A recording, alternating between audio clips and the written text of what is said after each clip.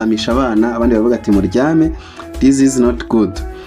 Ikindi cya gatatu cyagaragayemo cya kane ni golden calf, ikimasa cya zahabu, ubwo cyari kimeze nk'inka imwe, ya nka yo muri zahabu cyase cyakigirwamana, cyari kimeze nk'ikigirwamana cyo muri zahabu Aroni yabombye akibumbira Abisirayeli kugira ngo bagomere Imana bwa mbere. Murabizi ko igihe cyageze Mose akajya gusenga, Abisirayeli bakabona barambiwe, bagafata imikufi yabo bambaye amazahabu n'indi zose, bakabwira Aroni ngo nabaremere ikigirwamana ku ngufu, akakibaremera. Rero icyo kibumbano bakizanye muri no opening ceremony.